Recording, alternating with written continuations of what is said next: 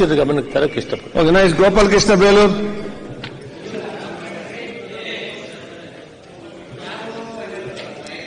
One second. BPL card ಕೊಡ್ರಿಗೆ ನಾವು ಯಾರು ನಿಜವಾದಂತ ಫಲಾನುಭವಿ ಕೊಡ್ತೀವಿ ಅಂತ ಹೇಳಿದ್ರು.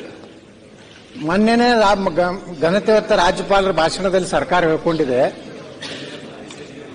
ಗ್ಯಾರಂಟಿ ಯೋಜನೆಗಳಿಂದ 12 ಕೋಟಿ ಅಲ್ಲ, ಅದು ಈಗ 1.2 ಕೋಟಿಗೂ ಅಧಿಕ ಕುಟುಂಬಗಳು ಬಡತನ ರೇಖೆಗಿಂತ ಹೊರಗೆ ಬಂದು ಮಧ್ಯಮ ವರ್ಗದ ಸ್ಥಿತಿಗೆ ಏರುತ್ತಿವೆ.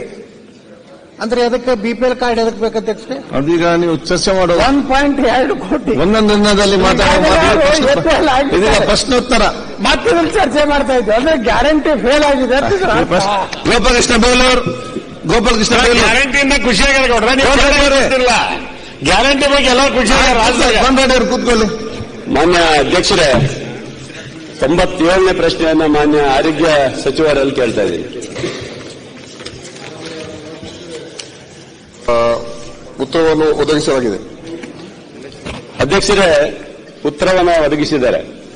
ನಮ್ಮ ಸಾಗರದ ಆಸ್ಪತ್ರೆಯಲ್ಲಿ ಕಣ್ಣಿನ ಡಾಕ್ಟರ್ ಕೊರತೆ ಇದೆ ಮತ್ತು ನಮ್ಮ ರೇಡಿಯೋಲಜಿ